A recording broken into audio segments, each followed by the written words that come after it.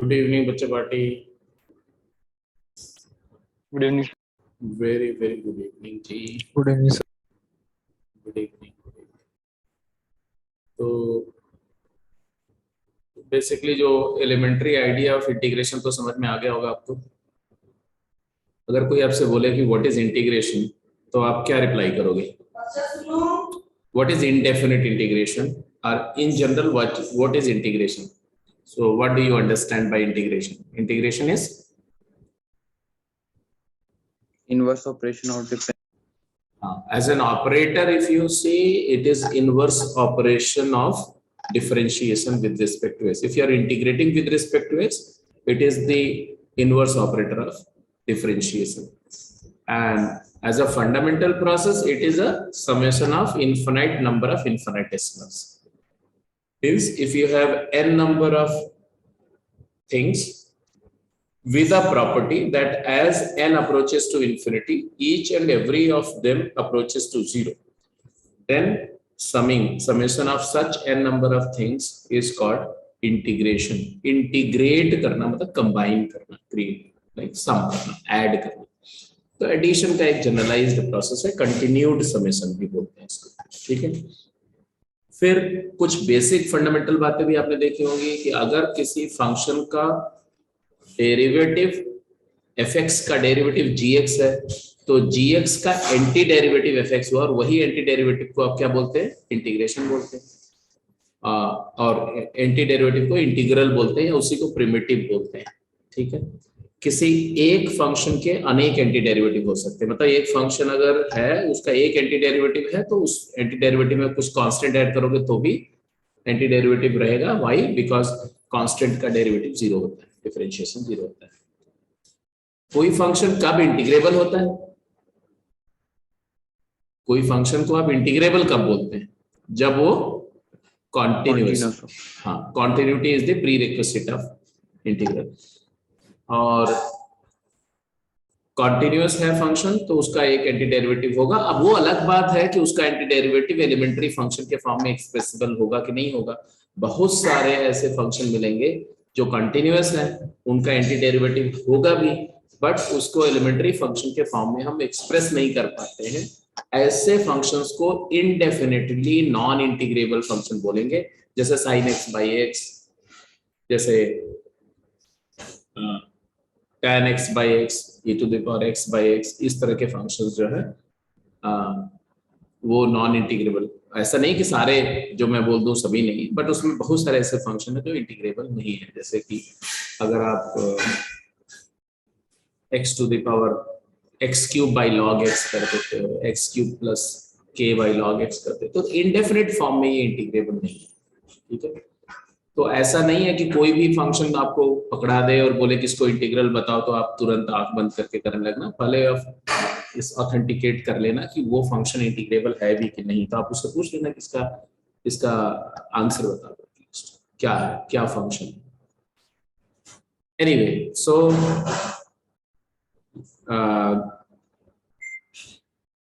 Now we can continue with the problem. कुछ questions आपने किया था, ये क्वेश्चन सारे कर चुके हैं तो मैं फटाफट जल्दी से. हाँ ठीक है, गुड गुड गुड. मुझे पता है कि बेसिक्स ऑफ इंटीग्रेशन तो आपको आता ही है क्योंकि फिजिक्स में आप काफी टाइम से यूज कर रहे हो. अब जैसे ये फंक्शन, इसको आपने क्या किया होगा? आपने कंबाइन कर दिया होगा इसको, है ना. ये हो गया एक्चुअली 2e² की पावर x और 2e² को आप a मान सकते हो, तो ये a to the power x type का फंक्शन. और इसका इंटीग्रल क्या होगा? a to the power x का इंटीग्रल क्या होता है, याद है? a to the power x upon ln a plus c. a to the power x by log a plus c.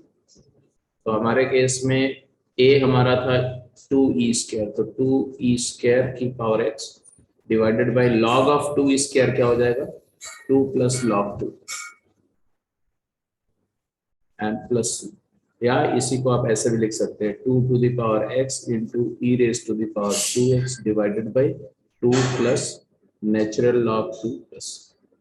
This was the first question. Similarly, second, third and fourth भी आपने कर लिया होगा. सेकंड में क्या किया? Simplify करा पहले, ऊपर से e to the power 3x common लिया, नीचे से e to the power minus x। Very correct. तो कभी भी जैसे आपको बताया था डिफरेंशिएट करते समय पहले सिंप्लीफाई करके फिर डिफरेंशिएट करो, ऐसे इंटीग्रैंड इंटीग्रैंड इसको इंटीग्रैंड बोलते हैं, तो इंटीग्रैंड को सिंप्लीफाई करके तब इंटीग्रेट करेंगे। जैसे e टू द पावर अगर आप यहाँ से कॉमन ले लो, क्या क्या कॉमन ले लें, e to the power 3x। 3x ही ले लें, 4x ना लें, Yes sir, 4x। e to the power 4x common ले ले तो आ जाएगा e to the power minus x plus e to the power x, और डिनोमिनेटर में भी क्या है e to the power x plus e to the power minus x, तो कॉमन फैक्टर कैंसिल हो गया क्योंकि ये जीरो हो नहीं सकता, और तो ये सीधे आ गया integral e raise to 4x dx। अब इसका इंटीग्रल तो आपको पता ही है ना, पता है ना, e raise to the power 4x upon 4 upon plus 4। 3। तो वो एक इम्पॉर्टेंट बात थी, वो हमेशा आपको याद रखनी चाहिए कि अगर fx एक फंक्शन है और इसका इंटीग्रल कैपिटल fx है, तो अगर हम x के जगह पर फंक्शन का जो इनपुट आर्ग्यूमेंट में लीनियर फंक्शन x का डालते हैं, ax प्लस b डालते हैं, तो इसका इंटीग्रल क्या होगा x के रिस्पेक्ट में, तो बोल रहे हैं कि यही आंसर आएगा, सिर्फ x की जगह क्या आ जाएगा, वही linear function ax plus b हो जाएगा और साथ में x का कोएफिशिएंट जो है उससे डिवाइड करेंगे प्लस c। याद है ना, Yes sir। स्टैंडर्डाइजेशन करते समय ये रिजल्ट का ये बताया था, जनरलाइज करते समय ये हो गया जी। ऐसे इसका और इसका भी आंसर आ गया। What is the answer for the third part? इसमें सर सिंपलीफाई करो सर पहले। ये वाला क्या है, फर्स्ट टर्म क्या है, x की power x to the power x की पावर a है, और दूसरा वाला क्या है प्लस a की power x। a to the power a to the power x है। अब दोनों का तो आप जानते हैं, x की पावर a का इंटीग्रल हो जाएगा x to the power a plus 1 by a plus 1, और इसका तो आप जानते हैं ax by log a plus. तो ये भी हो गया जी, ये भी हो गया, ये भी हो गया, ठीक है। कल मैंने इसलिए भी ये लेक्चर को कंटिन्यू नहीं किया था क्योंकि I was not very sure कि आप में से हर एक ने देख लिया, क्योंकि 5-6 बच्चों ने तो रिप्लाई कर दिया था कि सर हमने कर लिया, उसको नोट्स बना लिया, लेकिन बाकी लोगों के बारे में मुझे पता नहीं था। बट आई प्रिज्यूम कि आज तक तो आपने अच्छे से वो पूरा पोर्शन कवर कर लिया।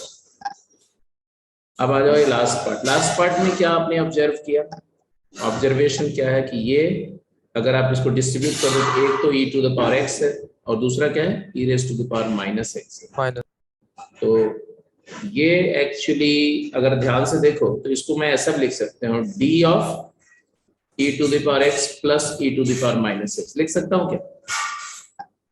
डिफरेंशियल्स का एक कॉन्सेप्ट डिस्कस हुआ था, आपको याद है ना, क्या कि अगर हम d dx ऑफ fx है तो उसको हम क्या बोलते हैं, f डैश x बोलते हैं। इसका मतलब है कि d of fx differential of fx क्या है, तो ये f dash x into dx है।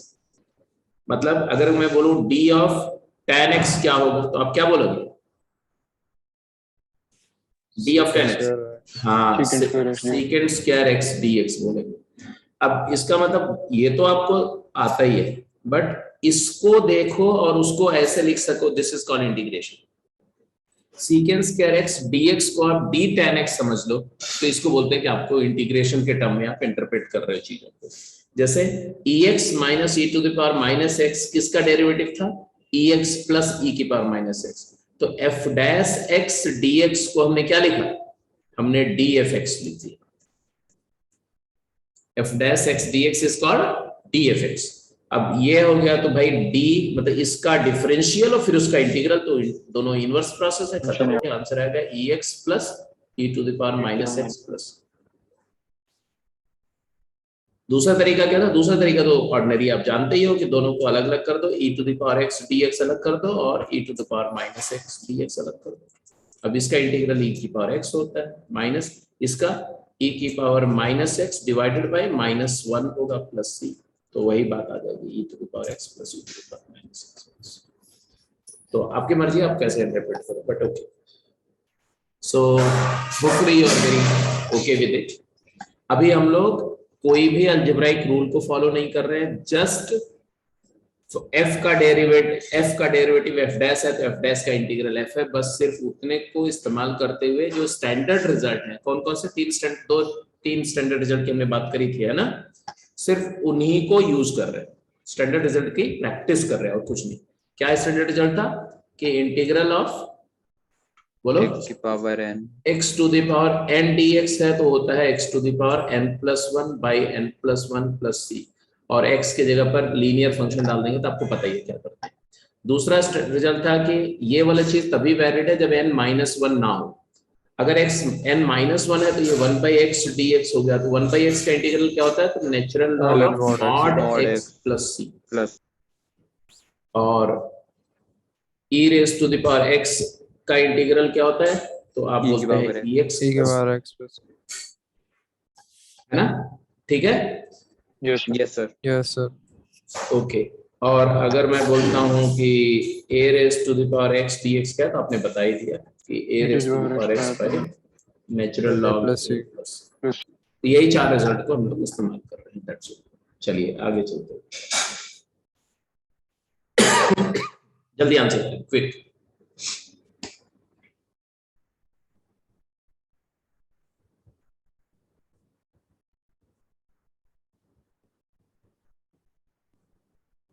बोला क्या, find the primitive of function fx with respect two variable x-1 given that f is a polynomial function defined by f of x square minus 2 is equal to x to the power 4 minus 3x square plus 4 for all x belongs to real।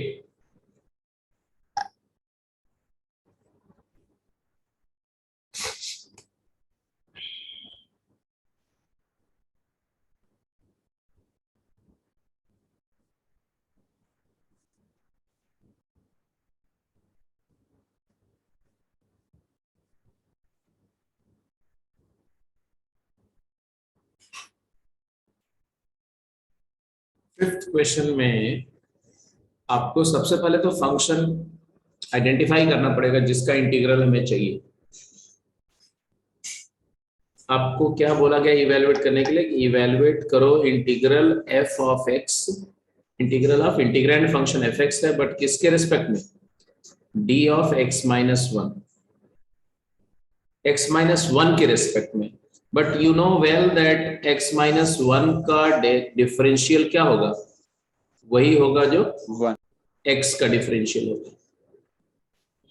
dx-1 is same as dx, क्यों, क्योंकि x-1 का differential coefficient होता है 1, तो 1 dx, dfx is f dash x dx। I repeat again, ये बार बार मैं बोलता रहूंगा जब तक कि तुम्हारे दिमाग में बिल्कुल ये सेट ना हो जाए। dfx is f dash x dx, d sin x is, d of sin x is cos x dx cos x dx cos x dx, very good। so I am looking for fx dx only। ये कहने की बात है कि x-1 के respect में करो, हमें fx dx ही चाहिए। अब fx dx निकालने का क्या तरीका है, ओके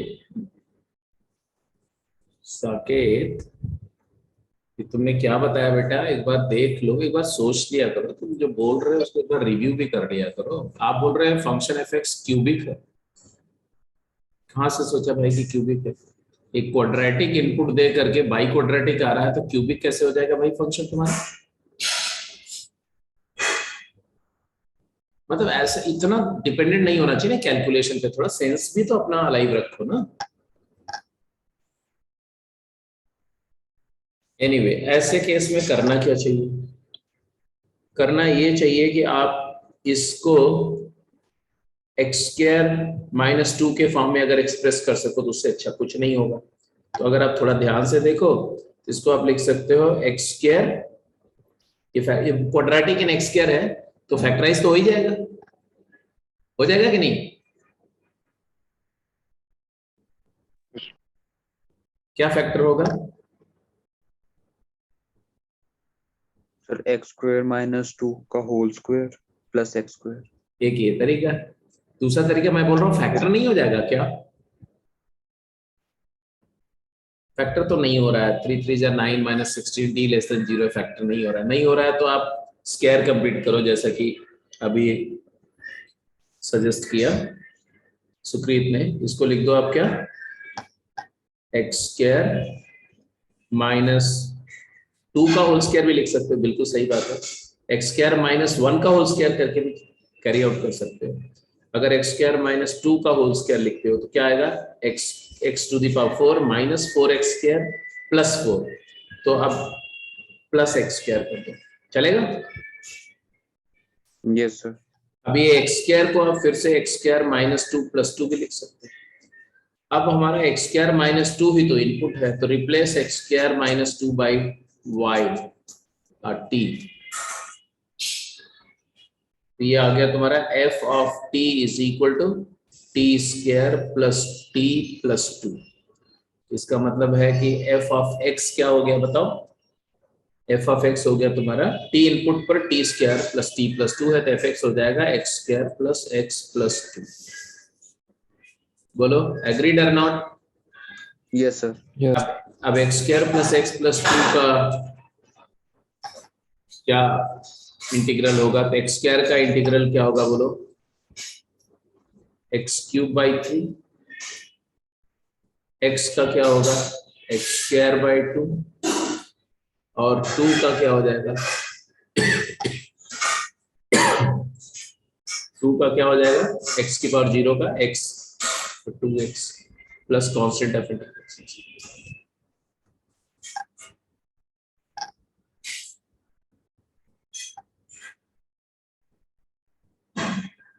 एग्रीड, कोई दिक्कत तो नहीं किसी को।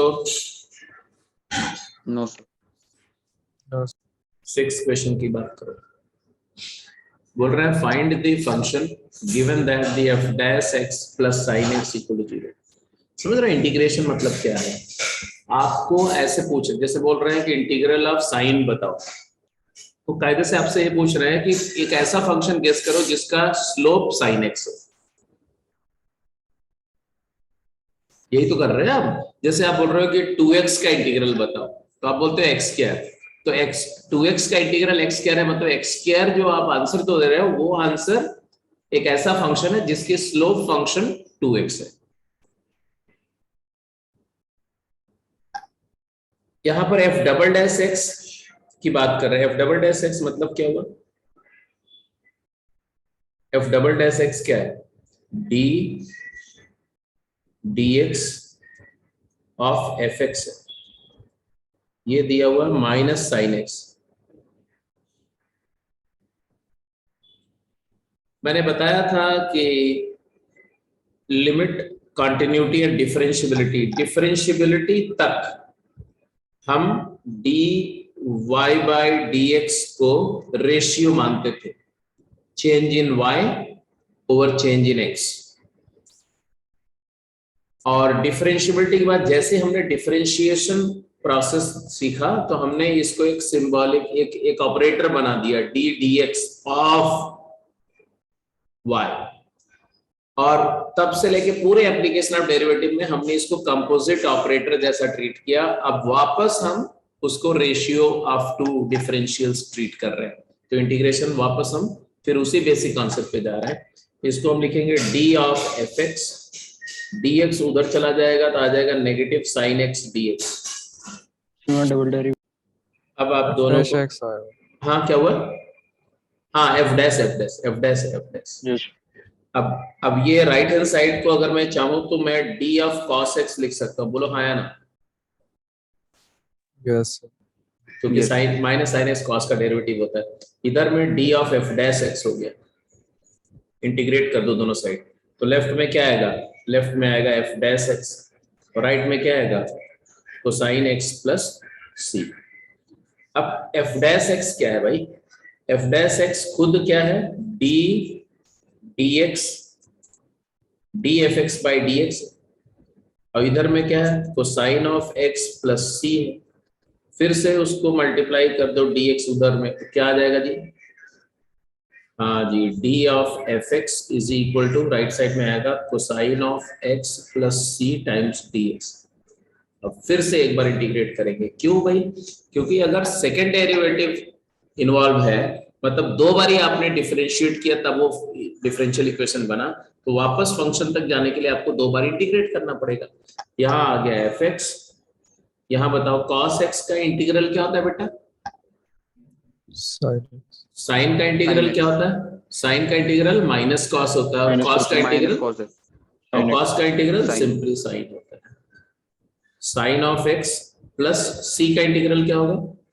सी X plus cx. Plus D R C naught, ये तुम्हारा फंक्शन होगा। अब इतना ही नहीं, आपको इन्होंने दिया हुआ है कि how to evaluate the constant. जैसे सी इवेलुएट करने का आपके पास एक रास्ता था, क्योंकि एफ डैश पाई क्या दिया हुआ है? ए। तो यहाँ पर अगर आप एक्स को पाई पुट करो तो एफ डैश पाई ए है, लेफ्ट हैंड साइड ए है, राइट साइड कॉस पाई क्या होता है? -1 प्लस सी। तो सी की वैल्यू क्या है? A plus 1। तो हमने लिखा कि it is equal to sine of X plus C हमारा है A plus 1 into X plus C naught क्या है? सी नॉट, तो सी नॉट बिकॉज दिया हुआ f(0) 1 है, तो इसमें x को क्या पुट करो? x को 0 पुट करो यहाँ पर, तो आएगा f(0) जो कि 1 है, और राइट साइड में साइन 0 0 सी नॉट आ गया, तो सी नॉट आ गया क्या? 1। तो हमारा फंक्शन आ गया, तो हमारा फंक्शन आ गया f(x) is equal to this. Hello, बात सबको समझ में आ रही है कि नहीं? Yes, Yes, sir. sir. कहीं पर कोई पॉइंट जो आपको ट्रबल कर रहा हो आप पूछ सकते हैं, अगर सब कुछ क्लियर है तो आगे चलो। ये sine x plus A plus 1x plus 1।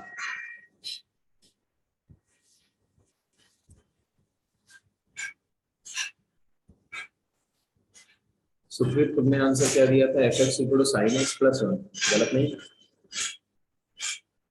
Yes, sir. ठीक है, चलो आगे चलते हैं। 6 क्वेश्चन हो गया, गो एड। 3 क्वेश्चन है जी, तीनों क्वेश्चन को करने के लिए आपके पास में 5 मिनट है। फटाफट जल्दी आंसर करो, क्विक। कोशिश करो कि 5 मिनट से पहले आप फिनिश करो। हाँ जी, ठीक है। 7th क्वेश्चन सबका हो गया? ग्रेट। क्वेश्चन नंबर 7 क्या था? फटाफट देखते जाएं। बोल रहे हैं कर्व fx है जिसका डबल डेरिवेटिव 6x है at each point xy on it and crosses the x axis at -1 0। ये सब बातों का मतलब है, देखो डबल डेरिवेटिव 6x है, मतलब है कि d dx of f dash x is equal to 6x, मतलब है differential of f dash x is equal to 6x dx है। आपने एक बार इंटीग्रेट किया, यहां से आ गया f डैश x तुम्हारा, बोलो 3x square, Yes, sir. x square 3x square plus c आया। अब ये जो c है इसको डिटरमिन करने के लिए कोई इंफॉर्मेशन है तुम्हारे पास? c डिटरमिन करने के लिए Yes, एक इंफॉर्मेशन दी है, क्या? 135 degree. Sir, angle, yes, sir. 135. -1,0 पर स्लोप -1 है, मतलब f dash of -1 is equal to tan 135 that is -1, और f ऑफ -1 इज 0। ये दो इंफॉर्मेशन दी हुई है। -1 से फंक्शन पास कर रहा है, मतलब -1 इनपुट देने पे आउटपुट 0 आएगा, और -1 पर स्लोप -1 आएगी। तो ये वाली इंफॉर्मेशन हमारे लिए यूजफुल है। यहाँ पर पुट कर दो x को -1, तो यहाँ आएगा -1, x इक्वल टू -1 डाला, तो ये बाउंड्री कंडीशंस यहाँ आ गया 3 + c, तो c की वैल्यू क्या है बेटा? c आ गया -4। यहाँ से आया dy/dx is equal to 3x square -4, तो dy क्या आ गया? 3x स्क्वायर -4 dx आ गया।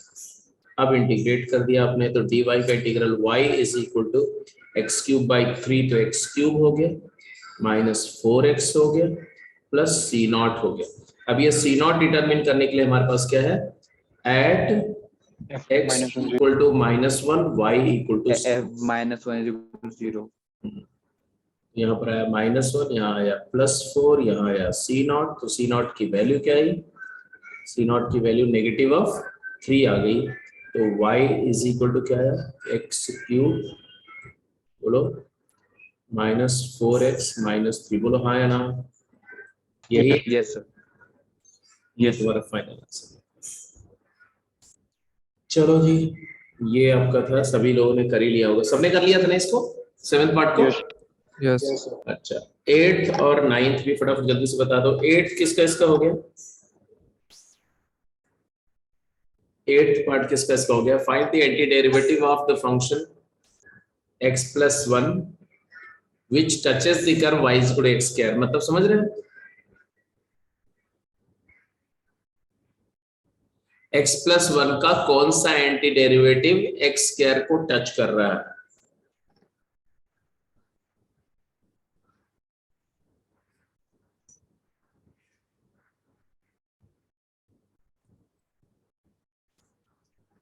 एक बात बताओ, मान लो अगर हम बोले कि सपोज करो कि x plus 1 dx कोई एक फंक्शन है gx,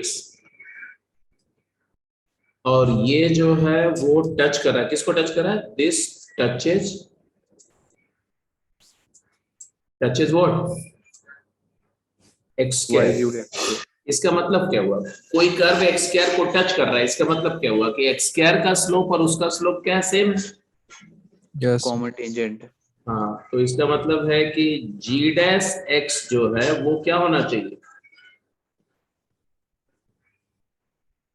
2x होना चाहिए ना, 2x. at the point of contact, at the point of contact। और g डैश x क्या है? अगर x plus 1 का इंटीग्रल gx है तो gx का डेरिवेटिव क्या है? x plus 1। इसका मतलब क्या है? इसका मतलब है, बोलो,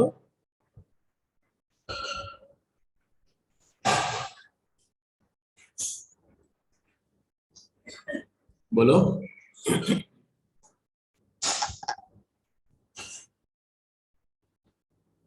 क्या हम बोलते हैं कि g dash x is x plus 1?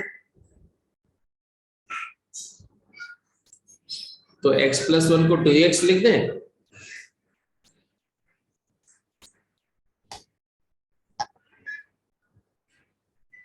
बोलो भाई। Yes, sir. Yes sir, yes sir. तो अगर हमने लिख दिया x plus 1 को 2x, तो x क्या आया? 1। x 1 आ गया। x 1 आ गया मतलब क्या क्या 1 आया? Contact. सर एक पॉइंट मिल गया ना sir, 1, 1 comma 1 1, comma 1, 1 comma 1 1 comma 1 मिला पक्का? Yes sir. सर पर टच तो y equal to x square को कर रहा है ना, तो 1, 1 नहीं हुआ। हाँ, 1 कॉमा 1 ही होना चाहिए, y equal to x square को टच कर रहा है तो मतलब है कि 1 comma 1 is a point on y is equal to x square. हमें निकालना क्या था? Find the anti derivative of the function y is equal to x plus 1 which touches this. तो एक्चुअली हमें तो gx निकालना था ना, gx। तो हमारा gx क्या है आपको पता ही? x square. What is gx बोलो? gx is basically x square by 2 plus x plus c। But हमारे पास इंफॉर्मेशन है कि g1 इज इक्वल टू 1, तो आ जाएगा 1 is equal to x 1 by 2 plus 1 plus c, 1 by 2 plus 1 plus c। यहाँ से c की वैल्यू क्या है? Yes, sir. Minus half. तो हमारा gx फंक्शन फाइनली क्या डिसाइड हो गया? हो गया x square by 2 plus x minus. अच्छा, इतना मतलब बहुत ज्यादा एक्सप्लोर करने का उतना जरूरत नहीं था। आप ये भी बोल सकते थे सीधे सीधे भाई कि इसका एंटी डेरिवेटिव क्या है, तो आप बोलते कि x square by 2 plus x plus c। तो इसका एंटी डेरिवेटिव x स्क्वायर को दिस टचेस x स्क्वायर। तो दो कर्व जब टच करते हैं तो से एट x कॉमा y, तो इस पॉइंट पर दोनों का स्लोप क्या होगा? सेम होगा। तो बात वही आ जाती है कि यहाँ से स्लोप क्या आ जाता है? अगर डिफरेंशिएट करते तो क्या आता है? x प्लस 1 आता है, और यहाँ से 2x आता है, फिर वहां से x1 आता है, तो x1 यहाँ तो पुट नहीं करेंगे, यही पुट करेंगे। तो x इक्वल टू 1 की वैल्यू यहाँ डालते हैं तो y भी 1 आ जाता है, क्योंकि ये y equal to x square curve है और ये y इक्वल टू दिस है। फिर 1,1 आ जाता पॉइंट ऑफ कांटेक्ट, और 1,1 को यहाँ पुट कर देते हो तो तुम्हें c की वैल्यू आ जाती है। तो this is what you are doing. 7th question is okay, 8th question is okay. 9th किसका इसका हो गया? 9th सभी का हो गया? Yes sir. ठीक है। 9th क्वेश्चन में वैसे बाय द वे बोला क्या गया?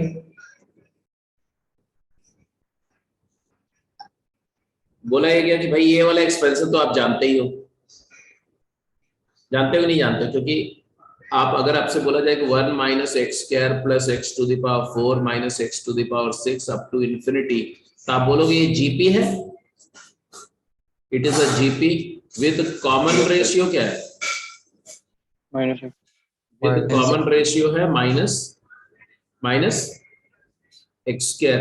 तो by infinite GP common ratio x minus x square है और ये -1 to 1 x है, तो ऑब्वियसली कॉमन रेशियो जो है वो फ्रैक्शन है, तो इसका समेशन फाइनाइट होगा और वो होगा 1 अपॉन फर्स्ट टर्म 1 है a अपॉन 1 माइनस r, तो 1 प्लस एक्स स्क्वायर।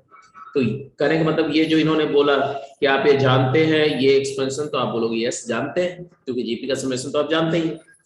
अब ये एक आइडेंटिटी है, this is identity in x, हाँ या ना? Yes sir. Yes. For all x belonging to -1 to 1, इस इंटरवल के लिए एक आइडेंटिटी है। और आपको मैंने बताया था कि किसी आइडेंटिटी पर कोई मैथमेटिकल ऑपरेशन करते हो तो जो रिजल्ट आता है वो भी आइडेंटिटी होता है। तो अगर मैं दोनों साइड डिफरेंशिएट कर दूंगा तो भी आइडेंटिटी क्रिएट होगा, और दोनों साइड इंटीग्रेट कर दूंगा तो भी आइडेंटिटी क्रिएट होगा। तो मैंने दोनों साइड इंटीग्रेट कर दिया, integral of 1 minus x square plus x to the power 4 minus x to the power 6 and so on up to infinity, dx is equal to integral of 1 over 1 plus x square. क्या आप ऐसा कोई function जानते हो जिसका derivative ये होता? tan inverse x। tan inverse x। तो अगर tan इनवर्स का डेरिवेटिव ये है तो इसका इंटीग्रल क्या होगा? tan inverse x plus c। और इधर में हर एक टर्म का 1 का इंटीग्रल क्या होता है? x स्क्वायर का इंटीग्रल क्या होगा? x क्यूब बाई 3, x4 का क्या होगा? x5 by 5, x7 by 7 plus up to infinity.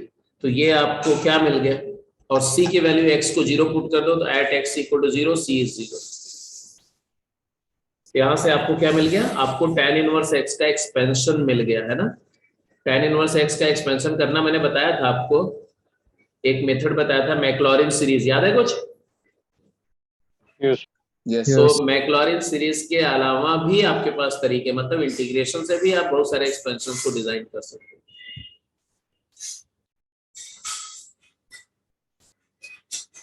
तो ये ज्यादा आसान नहीं है। tan इनवर्स का एक्सपेंशन अगर आपको मैक्लॉरिन से करना हो तो आपको tan इनवर्स का derivative 1 upon 1 plus x square, फिर उसका डेरिवेटिव, फिर उसका डेरिवेटिव, फिर उसका डेरिवेटिव, ऐसे 4 डेरिवेटिव लेंगे, 5 डेरिवेटिव, मतलब 7 डेरिवेटिव तक जाएंगे, तब जाकर के तुम्हारा ये 4 टर्म मिलेगा, जबकि एक ही गो में आपको सारा मिल रहा है एक्सपेंशन। बट ये सबके लिए नहीं मिल सकता है ना। तो कुछ बहुत सारे एक्सपेंशन आप इंटीग्रेशन से भी क्रिएट कर सकते हैं। चलो, वैसे भी आप जानते हो इंटीग्रेशन और डिफरेंशिएशन का इस्तेमाल करके बाइनोमियल सीरीज प्रूव करते हैं, इनफिनिट सीरीज प्रूव करते हैं ना, तो वो सारी चीजें आप करते हैं। आगे चलते हैं, थोड़ा और आगे बढ़ते हैं जी, इस डिस्कशन को कैरी फॉरवर्ड करते हैं। अब कुछ और, अभी तक हमने सिर्फ अलजेब्राइक और एक्सपोनेंशियल और लॉग, ये 3 स्टैंडर्ड फॉर्म पर काम कर रहे थे। अब आ जाते हैं कुछ और स्टैंडर्ड फॉर्म, बिल्कुल उसी तरह से कुछ और स्टैंडर्ड फॉर्म देखते हैं। ट्रिगोनोमेट्री से रिलेटेड फंक्शन, उसका इंटीग्रल, फिर अगर उसको जनरलाइज करें x की जगह ax प्लस b, उसका इंटीग्रल आप लिखेंगे जनरलाइज वाला फॉर्म। ये लो जी, साइन x का इंटीग्रल, हेलो, साइन x का इंटीग्रल माइनस कॉस x। तो अगर साइन ax प्लस b का इंटीग्रल मैं बोलूंगा तो क्या लिखोगे? Sine of ax plus b, Minus cos. तो minus cos of ax plus b plus upon by को अपॉन किया। 1 by a रहेगा। cos x का integral sin x sin x, तो cos of linear function ax plus b का integral -1 by a sin ax plus b plus c। secant square x का integral, जब मैं integral पूछूं तो आपके दिमाग में एक फंक्शन चमकना चाहिए जिसको डिफरेंशिएट करके ये आता हो, tan x plus c। तो secant square of ax plus b का integral tan of ax plus b divided by a plus c। cosecant square का इंटीग्रल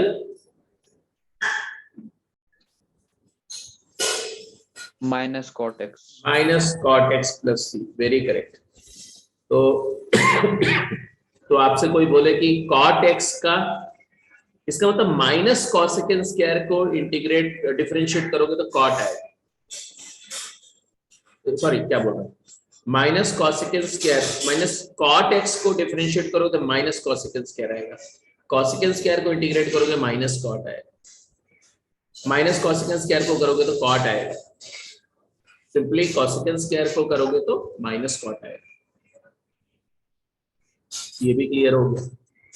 इसके अलावा डायरेक्ट डेरिवेटिव की बात करो तो secant का डेरिवेटिव secant tan होता है, तो secant tan का integral secant x plus c, और secant ax plus b into tan ax plus b होगा तो आ जाएगा secant ax plus b divided by a plus c। ऐसे cosecant और cot का प्रोडक्ट, ये किसका डेरिवेटिव होता है, cosecant into cot minus cosecant x, तो इसका इंटीग्रल होगा माइनस cosecant x प्लस।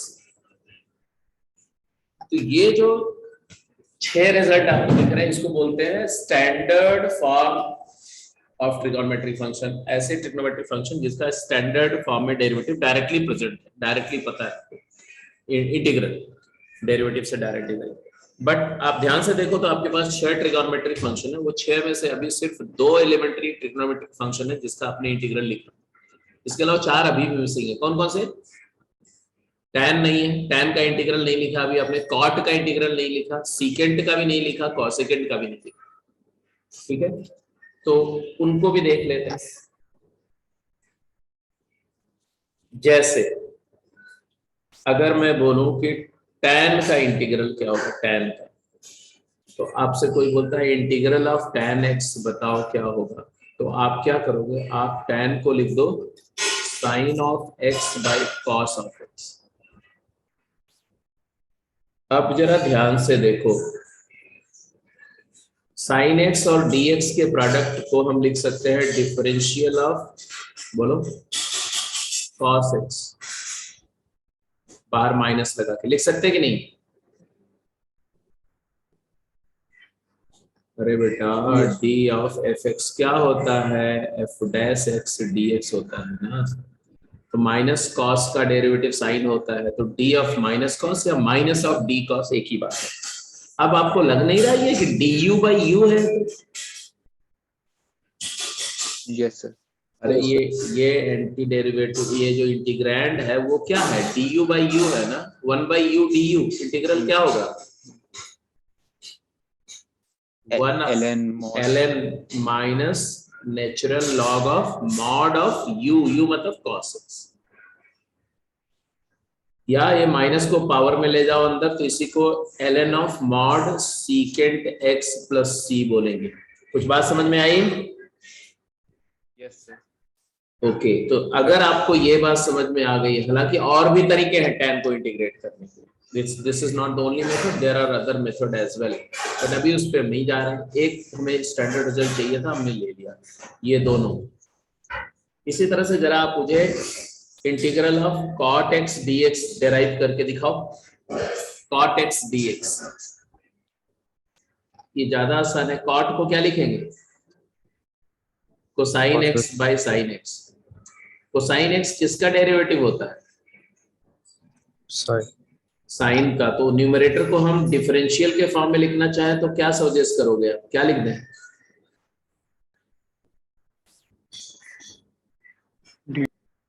अरे बार बार f डैश x dx हो तो उसको आप dfx लिख दिया करो यार, बिल्कुल बिना हिचक के। तो ये d sin x हो गया, d sin x हो गया, और डिनोमिनेटर में क्या आ गया sin x। तो ये क्या है, du by u का फॉर्म ये भी हो गया। तो क्या लिखेंगे answer, log of mod mod sin sin x plus mod of sin x plus c, या इसी को minus log of mod cosecant x Cosecant. plus c भी लिख सकते हैं। तो अब आपके पास में रिजल्ट में दो चीजें और ऐड हो गई, वही जो लिस्ट है ना, एक जगह वो सारे स्टैंडर्ड फंक्शन का इंटीग्रल्स का लिस्ट करते जाओ एक ही जगह पर। बेशक मैं पहले 3 बताया, फिर उस पर प्रैक्टिस कराई, फिर 3 बता रहा हूँ, फिर प्रैक्टिस, या 5 बता रहा हूँ, प्रैक्टिस करा रहा हूँ। आपको एक ही जगह सारे रिजल्ट लिखने हैं। शुरू में आपको 4-5 पेज छोड़ दो, वो 4-5 पेज पे जितने भी स्टैंडर्ड रिजल्ट अगले 15 दिन में डेराइव करेंगे, सब वही एक जगह लिखेंगे, सो दैट जब आपको रिवाइज करना हो तो एक निगाह से देखो और पूरा चैप्टर रिवाइज हो जाएगा। ठीक है, तो हमने एक तो लिखा क्या कि यहाँ पर लिखेंगे tan x, तो उसका इंटीग्रल आपने क्या लिखा, ln of mod secant x plus c, या minus ln of mod cos x plus c। और इसका जनरलाइज फॉर्म, अगर कोई बोलता है कि tan ax plus b का इंटीग्रल क्या होगा, तो आप क्या लिखेंगे, ln of mod secant of ax plus b and 1 by a plus c। ऐसे ही cos वाले फॉर्म में लिख सकते हैं। ऐसे cot x का इंटीग्रल आपने क्या बताया, ln of mod sin x plus c, या इसको cosecant में भी लिख सकते हो।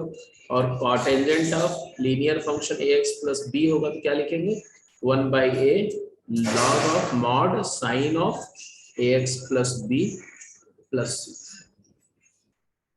ये दो रिजल्ट वहां पर, जो आपने कितने रिजल्ट लिखे थे, साइन का इंटीग्रल, कॉस का इंटीग्रल, सीकेंट स्क्वायर का, कोसेकेंट स्क्वायर का, सीकेंट इंटू टैन का, कोसेकेंट इंटू कॉट का, तो 6 के साथ ये 2 और हो गए तो 8 हो गए। और 6 ट्रिग्नोमेट्रिक फंक्शन जो थे, sine cos tan cot secant cosecant, उसमें साइन कॉस टैन और कॉट, ये चारों का इंटीग्रल भी आपको पता चल गया। क्लियर है? Yes. yes sir अब बात आती है कि सीकेंट एक्स का इंटीग्रल क्या होगा। सीकेंट एक्स का, सीकेंट ऑफ एक्स का integral, integral of secant of x देखो क्या है। अब बेटा देखो, सीकेंट एक्स में अगर मैं secant x plus tan x multiply कर दूं और डिवाइड भी कर दूं,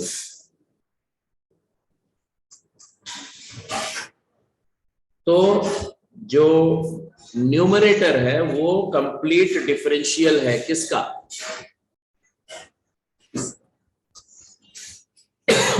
जब आप सीकेंट और टैन के समेशन को डिफरेंशिएट करते हो तो सीकेंट का डेरिवेटिव होता है सीकेंट टैन, और टैन का होता है सीकेंट स्क्वायर, और ये हो जाएगा तुम्हारा secant x multiplied by secant x plus tan. मैंने आपको डेरिवेटिव के लेक्चर्स में बताया था 11th में भी, अभी भी, कि जो फंक्शन अपने डेरिवेटिव में एज अ फैक्टर होता है, जो भी फंक्शन अपने डेरिवेटिव में एज अ फैक्टर होता है, वो फंक्शन इंटीग्रेशन के पॉइंट ऑफ व्यू से बहुत इंपॉर्टेंट है। मतलब अगर मैं बोलता हूं कि f dash x is equal to f x into g x, ऐसा, तो इसका मतलब है कि gx को हम लिख सकते हैं f dash by F x, मतलब dfx बाई एफ एक्स, और फिर इस gx का इंटीग्रल में हमें ये हेल्प करेगा।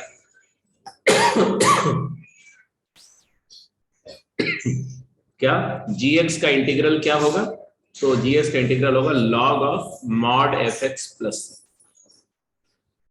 तो हर उस फंक्शन को ध्यान से दिमाग में रखना पड़ेगा जो अपने डेरिवेटिव में एक फैक्टर के फॉर्म में अपीयर होता है। ऐसे x की पावर x भी ऐसा फंक्शन है, सीकेंट भी ऐसा फंक्शन है, कोसेकेंट भी ऐसा फंक्शन है। तो जो जो फंक्शन अपने डेरिवेटिव में फैक्टर के फॉर्म में प्रेजेंट होते हैं वो बहुत इंपॉर्टेंट है, इंटीग्रल का स्टैंडर्ड रिजल्ट बनाएंगे। तो क्या हो गया भैया, हमने इसको क्या लिख दिया, न्यूमरेटर को लिख दिया d of secant x plus tan x, बोलो हाँ या ना। yes sir Yes. और डिनोमिनेटर है तुम्हारा secant x plus tan x। तो ये du by u है, तो आंसर क्या आएगा? log of mod of secant plus tan x plus c, या इसी को negative of log of mod secant x minus tan x plus c भी लिख सकते हो। ये दोनों बातें लिख सकते हैं, आपकी मर्जी है कि आप किस फॉर्म में लिखना चाहते हो। बोलो, अगर बात समझ में आ गई तो यस, अगर कहीं पर कोई तकलीफ है, कोई बात पार्शियली क्लियर नहीं है या क्लियर नहीं है, तो आप please let me know, I will explain it again. बोलो सही है या Yes. तो ये एक और रिजल्ट आपका कंप्लीट हो गया, सीकेंट का रिजल्ट आ गया। अब सीकेंट का अगर आ गया तो मैं आपको एक होमवर्क देता हूँ, जल्दी करके बताओ। इंटीग्रल कॉसेकेंट एक्स डीएक्स के बारे में थोड़ा अपना विचार व्यक्त करो। इंटीग्रल कॉसेकेंट एक्स डीएक्स क्या होना चाहिए आपके हिसाब से?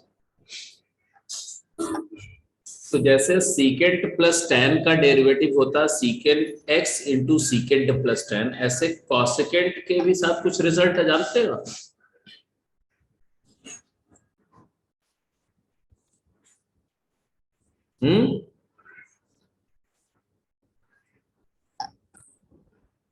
कॉसेकेंट x का डेरिवेटिव क्या होता है? Cosecant into cot negative of cosecant into cot, और कॉट का डेरिवेटिव क्या होता है? Negative cosecant square. दोनों में कॉमन लो, कॉसेकेंट कॉमन आ रहा है कि नहीं?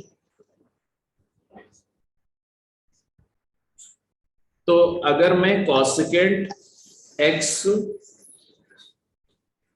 माइनस कॉट x से मल्टीप्लाई कर दूं,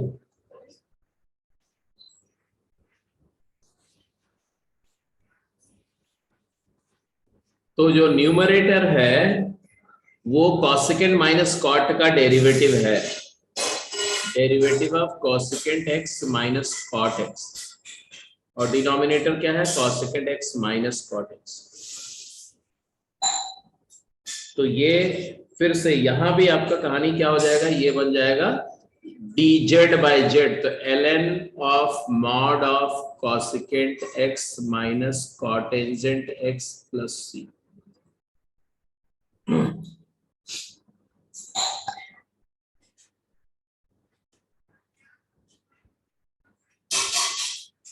ठीक है भाई?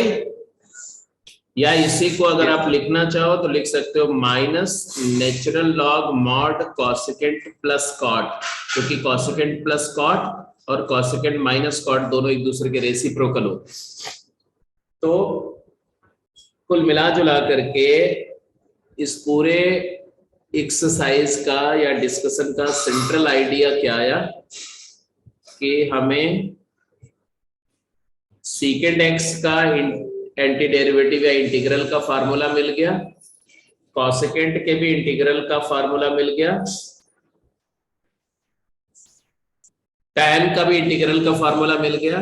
इंटीग्रल tan इज ln mod secant x plus c, integral cot इज ln mod sin x plus c, sine और कॉस का मिल गया। तो 6 के 6 ट्रिग्नोमेट्रिक फंक्शन और सीकेंट स्क्वायर और कोसेकेंट स्क्वायर और सीकेंट tan कोसेकेंट कॉट, ये 10 फंक्शन का इंटीग्रल का रिजल्ट है, जिसको पूरा ट्रिग्नोमेट्री का जो इंटीग्रल्स होगा यही 10 रिजल्ट से गवर्न हो जाएगा, जितने भी ट्रिग्नोमेट्रिक फंक्शन है सारे के सारे। तो can we move to the questions?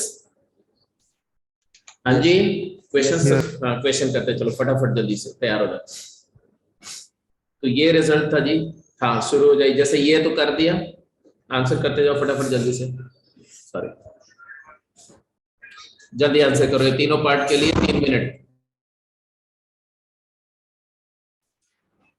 हाँ जी, ए पार्ट का आंसर आ गया।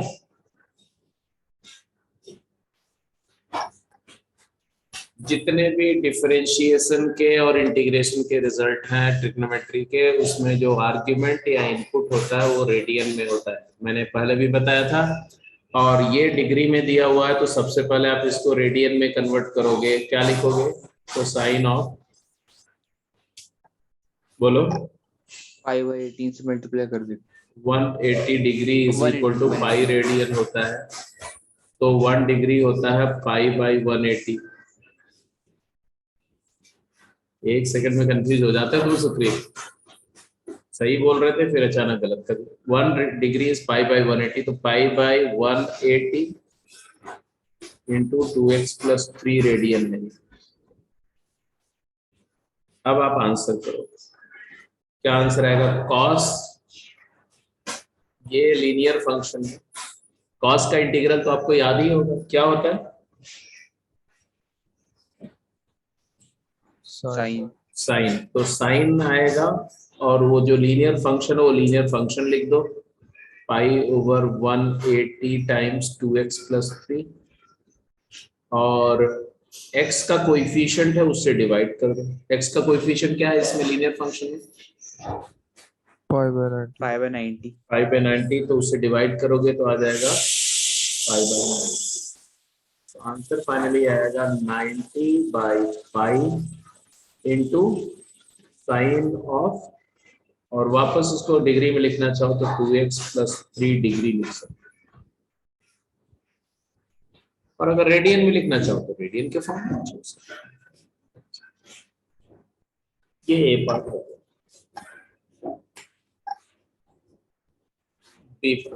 ध्यान से कॉन्सेप्चुअली हर बात को सही से इंटरप्रेट करते हुए आंसर लिखना। जल्दबाजी कोई नहीं है कि आप सीधे इनर्शिया में और इंपल्स में आंसर नहीं कर रहे।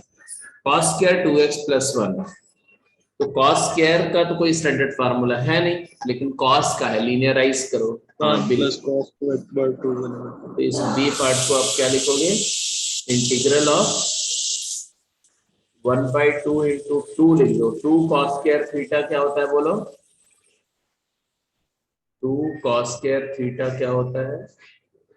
2 cos square theta is equal to 1 plus cos 2 theta, तो ये हो जाएगा half integral 1 plus cosine of double of this angle is 4x+2। अब आंसर लिख जाओ। तो आप समझ लो ट्रिग्नोमेट्रिक आइडेंटिटी बहुत एसेंशियल है। 1 का इंटीग्रल x, cos का इंटीग्रल साइन, सॉरी आंसर लिख रहा हूँ, हाँ जी बोलो, plus sine of 4x+2, but x का कोएफिशिएंट है 4, तो 4 से डिवाइड कर दो। बोलो सही है कि गलत? Hello, yes sir, yes. Final answer क्या लिखोगे इसमें? Half x plus 1/8 times sign of 4x+2 plus,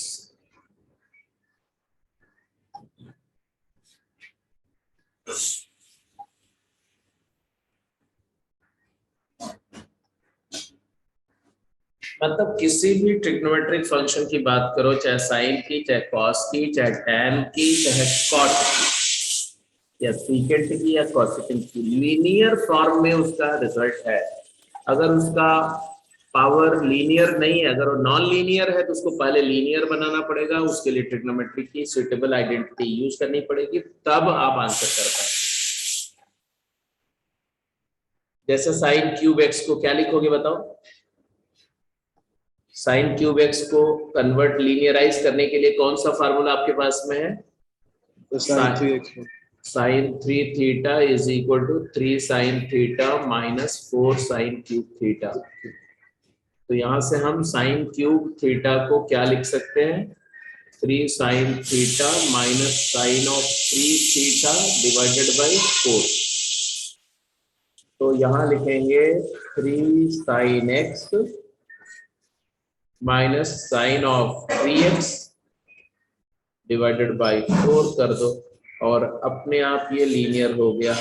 3/4 integral sine x dx minus 1/4 integral sine 3x dx है। ये दोनों इंटीग्रल लिखना आप जानते हो। पहले का आंसर बोलो, साइन का इंटीग्रल Minus cos. तो -3 cos x/4, और साइन 3x का माइनस का प्लस हो जाएगा, और cos 3x तो आएगा ही आएगा, बट x का कोएफिशिएंट 3 है तो नीचे 3 डिवाइड हो जाएगा, 12 प्लस 3। बोलो हाँ या ना? Yes. मतलब है जब जब ट्रिग्नोमेट्री के रिजल्ट में नॉन लीनियर आएगा तो उसको पहले लीनियर बनाना पड़ेगा। जैसे मैं आपको टेस्ट कर रहा हूँ, एक क्वेश्चन दे रहा हूँ, देखना है आप में से कितने लोग आंसर कर पाते हैं। यहाँ तक सब कुछ क्लियर है? मैं इसको हटा दूं, स्लाइड को चेंज करूं? Yes sir. ओके जी, तो मेरे को आंसर करो साहब, sine of 3x cosine of 5x dx, ये इंटीग्रल क्या होगा? Sine 3x into cos 5x dx का इंटीग्रल क्या होगा? अब इंटीग्रल जो होता है सिग्मा होता है ना, सिग्मा एडिशन पे डिस्ट्रीब्यूट होता है, सब्ट्रैक्शन पे होता है, कांस्टेंट फैक्टर सिग्मा के बाहर आता है। ये तीनों रूल इंटीग्रेशन पे एप्लीकेबल हैं। एडिशन पे डिस्ट्रीब्यूट हो जाएगा, अभी हम अलजेब्रा ऑफ इंटीग्रेशन करेंगे। सब्ट्रैक्शन पे भी डिस्ट्रीब्यूट हो जाएगा। कांस्टेंट कोई फैक्टर है इंटीग्रैंड में तो बाहर निकाल सकते हैं, लेकिन इंटीग्रेशन प्रोडक्ट और रेशियो पे डिस्ट्रीब्यूट नहीं होता है। तो ये प्रोडक्ट है तो डिस्ट्रीब्यूशन तो करता ही नहीं करना कि integral of sine into integral of cos करेंगे, ऐसा करेंगे तो पाप लगेगा, फिर आपको हरिद्वार जाना पड़ेगा। तो आप ऐसा नहीं करेंगे। क्या करेंगे इसमें मुझे समझाओ, कौन बताएगा? कौन बताएगा इस मुसीबत से कैसे, इस समस्या का समाधान कैसे निकलेगा? तो CD formula sir. CD formula तो नहीं बेटा, CD तो समेशन को प्रोडक्ट में करने के लिए होता उसका है, इन्वर्स सर। उसका Sin A inverse. plus B. Product को सम में कन्वर्ट करने के लिए आप इसको हाफ इंटू 2 टाइम्स दिस लिखो। फिर 2 sin A cos B क्या होता है? 2 sin A cos B होता है sin A plus B। Hello, ये होता है sin A plus B plus minus plus sine plus A sine minus of B। A minus B. इस आइडेंटिटी की मदद लो तो आ गया तुम्हारा साइन ऑफ A प्लस बी, करोगे तो 8x आएगा, और A माइनस बी करोगे तो 3x minus 5x, sign minus 2x जिसका माइनस बाहर निकाल दो, क्या लिख दे बोलो? Sign of 2x। Hello, clear है ना? एक बार क्रॉस चेक भी कर सकते हो, sine C minus sine D। Sine C minus sine D क्या होता है? 2 cos C plus D by 2, तो cos 5x आ जाएगा, into sine C minus D by 2, तो साइन 3x आ जाएगा। तो सही लिखा आपने। अब एडिशन सब्ट्रैक्शन पे डिस्ट्रीब्यूट करके इसका इंटीग्रल आएगा साइन 8x dx और minus half time sine 2x dx। अब तो आप कर सकते हो ना, लीनियर हो गया। आंसर बोलो। साइन 8x का इंटीग्रल बोलो। Minus cos 8x upon 16। Minus cos 8x upon 8 into 2 हो गया 16, एंड यहाँ माइनस आएगा तो उसका माइनस की वजह से प्लस कर देंगे, और cos cos 2x upon 4 plus C। तो आपको समझ में आ रहा होगा ना कि ट्रिग्नोमेट्रिक इंटीग्रल को करते समय जो आइडेंटिटीज आपने पढ़ी हैं, चाहे वो कंपाउंड एंगल फार्मूला है, मल्टीपल एंगल फार्मूला है, हाफ एंगल फार्मूला है, CD फार्मूला है, प्रोडक्ट को सम में ले जाने का फार्मूला है, या कंडीशनल आइडेंटिटीज हैं, वो रिजल्ट बहुत क्रूशियल रोल प्ले करेंगे। तो ये बहुत राइट और अप्रोप्रिएट टाइम है कि एक बार आप ट्रिग्नोमेट्री वाला जो लेक्चर है उसको, उसकी लेक्चर नोट को पलट करके सारी आइडेंटिटीज को, हार्डली 20 से 25 मिनट लगेगा, रिवाइज कर लो। रिवाइज करोगे तो तुम्हें ज्यादा फास्ट स्ट्राइक करेगा और धड़ाधड़ क्वेश्चन करेंगे। क्वेश्चन करते करते वो 10-20 बार रिवाइज हो जाएगा। तो ट्रिग्नोमेट्री पूरी की पूरी इंडेफिनिट इंटीग्रल खत्म होते होते आपकी परफेक्टली रिवाइज हो जाएगी। तो इस बात को साथ के साथ रिवीजन ऑफ ट्रिग्नोमेट्री के लिए इस टाइम को इस्तेमाल भी करो जब तक मैं इंडेफिनिट इंटीग्रेशन कर रहा हूँ। ठीक है, ये आ गया, ये आ गया, ये आ गया। चले आगे चलें, समझ में आ गया ना? जैसे इसी तरह से अगर कोई ऐसे लिख देता हाफ भी छोड़ो, हाफ तो लिख 2 टाइम्स, अगर ऐसा होता है sign x sign 3x dx, तब क्या करते हैं?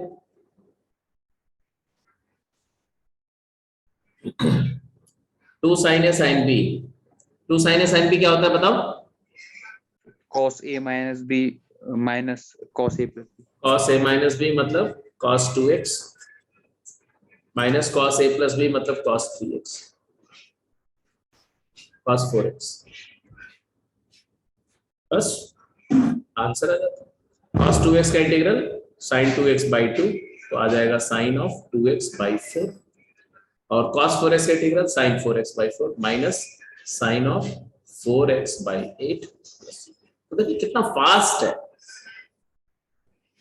बट अब अगर आपको आइडेंटिटीज याद है तो आपके लिए ये सब इंटीग्रल क्या है, वन लाइनर है, इसे वर्बली आंसर कर सकते हो। आइडेंटिटी याद है तो, नहीं याद है तो फिर झेलते रहो।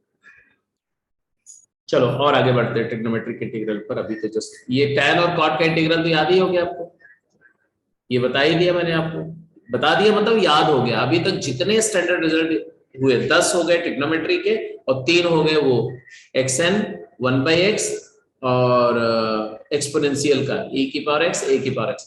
वो रिजल्ट जो 10 4 14 रिजल्ट होगा ये ना आपको बार बार रिपीट करना पड़ेगा। हर दिन सुबह शाम उसको एक बार रिवाइज करो और दिन भर उस पर सवाल करो। ऐसे करते करते करते एक वीक तक आपको ये फॉलो करना पड़ेगा, फिर आपको कुछ रिवाइज नहीं करना पड़ेगा, सब हमेशा के लिए इनबिल्ट हो जाएगा। लेकिन अगर शुरू में रिवाइज नहीं करोगे, शुरू में थोड़ी क्रैमिंग नहीं करोगे तो आपको बार बार पलट के देखना पड़ेगा रिजल्ट को। अच्छा ये अच्छा ऐसा केस के लिए वापस जाओगे रिजल्ट देखोगे। अगर ये पलट के देखने का आदत पड़ गया तो आप कभी भी कॉन्फिडेंट नहीं होगा इस स्टेप में। तो क्रैम करो रिजल्ट को, जैसे बचपन में क्रैम करते थे ना फार्मूले कैसे, इसको क्रैम करो शुरू में 5-6 दिन के लिए। That's it. चलिए फटाफट आंसर करिए जी, फटाफट आंसर करिए।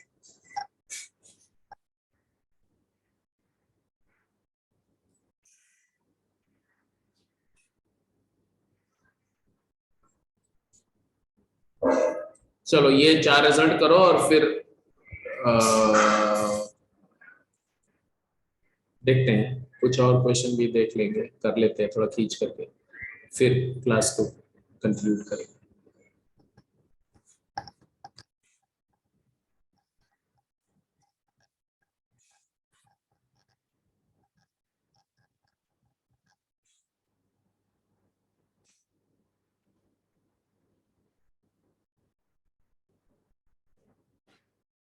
चार रिजल्ट 5 मिनट टाइम। ए पार्ट किसका इसका हो गया, ए फर्स्ट भी हो गया, सेकंड भी हो गया, अरे वाह क्या बात है। तीसरा कर रहे हैं मिस्टर साकेत। पहला पार्ट बेटा देखो बहुत सिंपल सी बात है, अगर आप ध्यान से देखो तो रूट के अंदर under root of sine x plus cos X whole square है।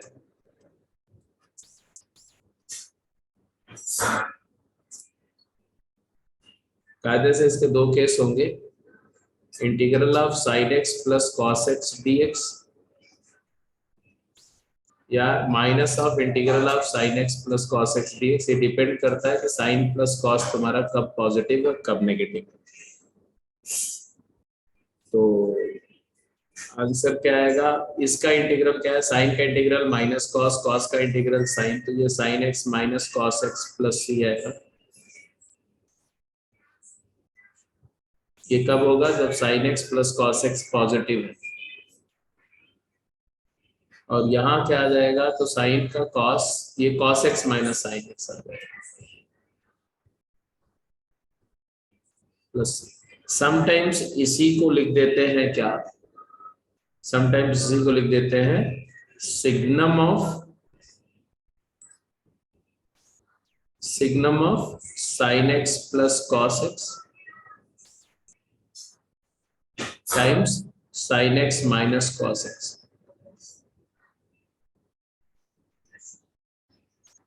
plus c when sin x is not equal to cos x। और sin x equal to cos x पर तो ये डिफरेंशिएबल नहीं है, तो उसका एंटी डेरिवेटिव की बात नहीं करेंगे। या एंटी डेरिवेटिव की बात कर सकते हैं, लेफ्ट और राइट में फंक्शन तो चेंज आएगा। तो ये आ गया तुम्हारा, जब sin प्लस कॉस पॉजिटिव होगा तो sin माइनस कॉस आएगा, जब नेगेटिव होगा तो माइनस कॉस माइनस आएगा। Anyway, this is A part. B part. 1 plus cos 2x को क्या लिखेंगे साहब, 2 cos square theta। Root 2 mod cos x। Theta कहाँ से आ गया आकांक्षा, थीटा कहाँ से आ गया बेटा, मतलब वो गलती से आइडेंटिटी का बोल ऐसे ही दिया। हो जाता है, ठीक है। ऐसा नहीं करना चाहिए ना, थोड़ा बिल्कुल अलर्ट रहो। एनीवे -√2 और +√2, -√2 integral of cos x dx भी होगा और √2 integral of cos x dx होगा। वो डिपेंड करता है कि आपका cos पॉजिटिव है या नेगेटिव। cos x नेगेटिव है तो ऐसा होगा, cos x पॉजिटिव है तो ऐसा होगा। हालांकि इंडेफिनिट इंटीग्रल में आप मॉड ना भी इस्तेमाल करो तो आपको पनिशमेंट नहीं मिलता है, क्योंकि आपको बेनिफिट ऑफ डाउट मिलता है कि जब cos पॉजिटिव है उस केस के लिए आप कर रहे हो। डेफिनेट इंटीग्रल करते समय आपको बहुत स्पेसिफिक होना पड़ेगा, क्योंकि वहां इंटरवल दिया रहता है, लिमिट दी रहती है, तो उसके हिसाब से आपको देखना पड़ेगा। फाइनल आंसर क्या आएगा? फाइनल आंसर आएगा -√2 sin x + c, और या √2 sin x + c।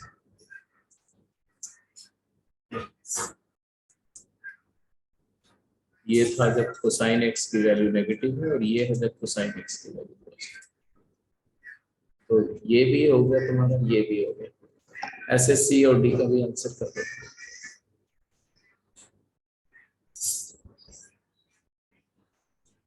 अभी आपको कोई भी क्वेश्चन चैलेंजिंग नहीं दिया जा रहा है। पर्पस मेरा अभी सिर्फ ये है कि जितने स्टैंडर्ड फार्मूले हैं वो आपके दिमाग में सेटल हो जाएं और आप सीमलेसली उनको रिकॉल कर सको और उनको इस्तेमाल कर सको। पहला पर्पस यही होता है इस चैप्टर में। अब कॉट स्क्वायर है, कॉट स्क्वायर का कोई इंटीग्रल नहीं है, लेकिन कोसेकेंट स्क्वायर का है। तो आप इसको किस में कन्वर्ट करोगे? आप इसको लिखोगे cosecant square of 2x + 3 - 1 dx। अब आप आंसर लिखोगे। इसका इंटीग्रल क्या होता है बेटा? कोसेकेंट स्क्वायर x का इंटीग्रल होता है -cot x। तो इसका क्या लिखोगे बोलो? -cot of -cot 2x + 3/2 by x का कोएफिशिएंट 2 -1 का इंटीग्रल हो जाएगा x plus. Hello, is that clear? Yes. yes sir ऐसे डी पार्ट का आंसर कर दो। डी पार्ट का क्या करेंगे इसके लिए? सर cos क्यूब x + 1 को वो ब्रेक इसको लीनियराइज करेंगे। Yes sir cos cube theta वाला फार्मूला क्या लिखेंगे? 3 साइन ऑफ, अरे सॉरी 3 नहीं है, cos है, cos 4 cos cube theta - 3 cos theta = cos 3 theta. इसको उधर ले जाओ, 4 से डिवाइड करो तो 1/4 cos क्यूब थीटा को लिखेंगे cos 3 थीटा, मतलब cosine of XXX + 3 times cosine theta, मतलब कोसाइन ऑफ x + 1 dx। ये पहला आ गया, इसका इंटीग्रल आ गया, और +3 टाइम्स cos 2x वाला तो सिंपल है ही। अब आंसर कर दो, बोलो आंसर। इसका आंसर बोलो। cos 3x + 3 का इंटीग्रल बोलो। sin 3x + sign of 3x + 3/3 और 4 का product 12 plus 3/4 sin x + 1 plus इसका बोलो cos 2x का integral 3 sin 2x/2 sin 2x plus. मतलब जब आपको बिना एफर्ट के ऐसे स्टैंडर्ड रिजल्ट आपने अपने आप आपके दिमाग से निकल करके और लिखे जाने लगे, आपको रिकॉल ना करना पड़े, आपको पॉज ना लेना पड़े, आपको सोचना नहीं पड़े, तब मैं मानूंगा कि आपको जितने फार्मूले बताए जा रहे हैं, जो रिजल्ट आपने सीखे वो कंठस्थ हो गए हैं, मतलब प्रिपेयर्ड हो गए हैं। और जब तक वो स्टेज नहीं आएगी तब तक आपकी स्पीड नहीं बनेगी इंटीग्रेशन में, और तब तक आपको हर केस में स्ट्राइक करने का आपका जो रेट है ना वो थोड़ा स्लो रहेगा। आपको फास्ट स्ट्राइक तभी करेगा जब ये सारे रिजल्ट बिल्कुल दिमाग में होंगे और प्रैक्टिस हो जाएगी थोड़ी और। चलो ठीक है, वैसे तो ये कुछ एक रिजल्ट और थे, जल्दी से अगर आप फिनिश कर सको तो ठीक है, नहीं तो फिर आज की क्लास को यहीं पे क्लोज कर सकते हैं। चलो एक दो तो कर ही देते हैं। हाँ, आप चाहो तो जल्दी जल्दी आप सारे ही बता सकते हो। ए पार्ट के लिए क्या करें, थोड़ा रैपिड फायर राउंड करते हैं ना। ए पार्ट के लिए कौन बताएगा सबसे पहले क्या करना चाहिए, जो भी आपको स्ट्राइक करे बोलो, बहुत सारे तरीके हैं। dx by 1 plus cos x, कुछ सूझ रहा है आपको?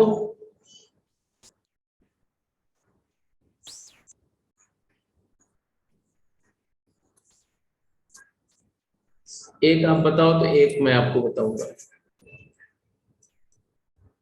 सीकेंड स्क्वायर मतलब क्या secant square? Sir 1 plus cos x लिख देंगे ना, 2 cos square x कॉस को हाफ एंगल में ले जाओ। यस सर, फिर वो अच्छा उस समझ में गया। जाएंगे तो इन्होंने बोला कि 1 plus cos x को लिख दो 2 cos square x by 2, तो ये हो जाएगा integral of 1/2 cos square x by 2 half angle में ले जा करके, फिर ये हो जाएगा तुम्हारा integral half secant square x by 2। अब अगर ध्यान से देखो तो ये कंप्लीट डेरिवेटिव डिफरेंशियल है। किसका डिफरेंशियल है ये tan x by 2 का डिफरेंशियल है। tan x by 2 को डिफरेंशिएट करोगे half secant square x by 2 आएगा, तो इसको आप d tan x by 2 भी लिख सकते हो, और फिर ये tan x by 2 plus c हो जाएगा इसका answer, tan of x by 2 plus c। तो ये तरीका अच्छा है, सही है, बढ़िया लगा मुझे। और कुछ कर सकते थे इसमें आप, इसमें 1 माइनस कॉस एक्स अगर मल्टीप्लाई कर देते न्यूमरेटर में भी और डिनोमिनेटर में भी, तो ये नहीं हो जाता, नीचे हो जाता 1 minus cos square that is sine square. Denominator monomial बनाना, एक अगर डिनोमिनेटर में कई सारे टर्म है तो आपका ऑब्जेक्टिव होना चाहिए कि उसको मोनो में कन्वर्ट करो, सिंगल टर्म में ले जाओ, उसके बाद वो सिंप्लीफाई हो जाएगा। तो ये दो इंटीग्रल में ब्रेक हो जाएगा। 1 by sine square is cosecant square X minus cos by sine square cosecant into cot हो गया। दोनों स्टैंडर्ड रिजल्ट है, आपको पता है, आंसर पता है, बोलो क्या लिखे? कॉसेकेंट स्क्वायर का इंटीग्रल क्या होता है जी? कॉसेकेंट स्क्वायर का इंटीग्रल क्या होता है? Minus cot x. Hello sir minus cot x. Minus cot x, और कॉसेकेंट इंटू कॉट का माइनस कॉसेकेंट होता तो प्लस कॉसेकेंट एक्स। बड़ा इंटरेस्टिंग है, देखो रिजल्ट काफी डिफरेंट नजर आ रहा है। पहले cosecant X minus cot X plus C एक आंसर आ रहा है, एक आंसर ये है। मतलब ये एक बड़ी अजीब बात है कि इंटीग्रेशन में एक ही फंक्शन का इंटीग्रल अगर मेथड चेंज करोगे तो बिल्कुल इंटायरली डिफरेंट फॉर्मेट में नजर आएगा, हालांकि दोनों सेम है। इसको अगर चाहो तो इसमें कन्वर्ट हो जाएगा, कैसे? ये है 1 minus cos x by sine x, है कि नहीं? 1 by sign minus cos by sign, फिर हाफ एंगल में ले जाओ, ये बन जाएगा 2 cos square x by 2 sine square x by 2, very sorry. और नीचे क्या आ जाएगा? नीचे आ जाएगा 2 sine x by 2 cos x by 2,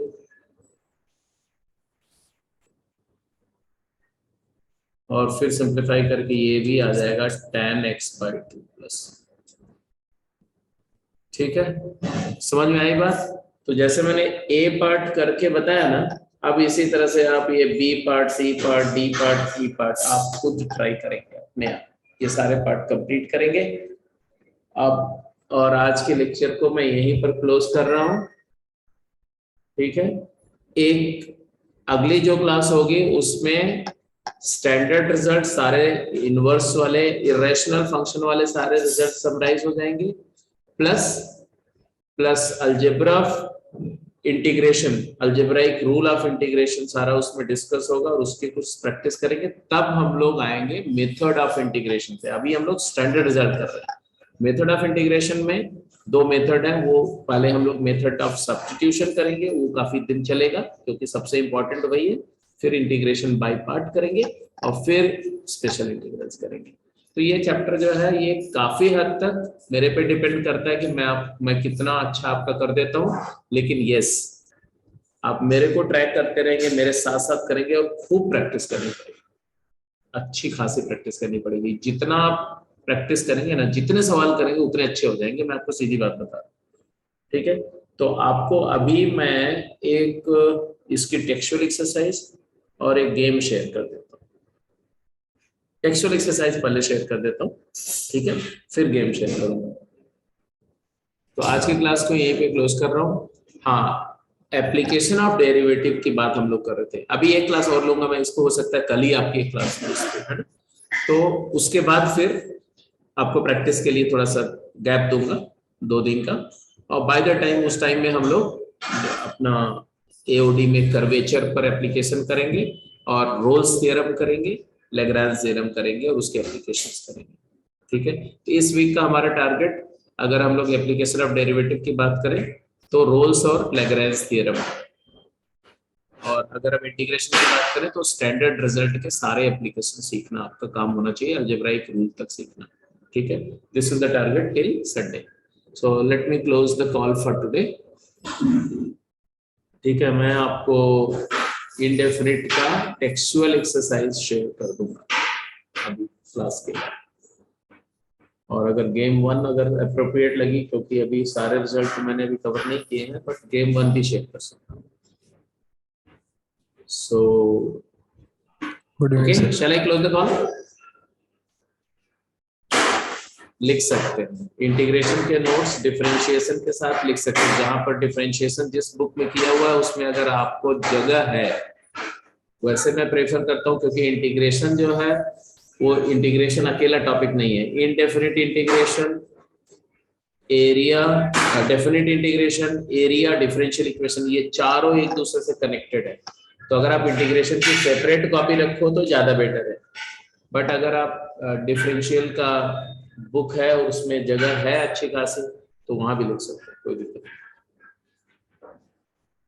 कोशिश करना कि जितना भी अब आगे कैलकुलस में चलेगा वो सारा एक ही जगह रहे, नहीं तो फिर वो हॉच पॉच हो जाता है रिवीजन के टाइम।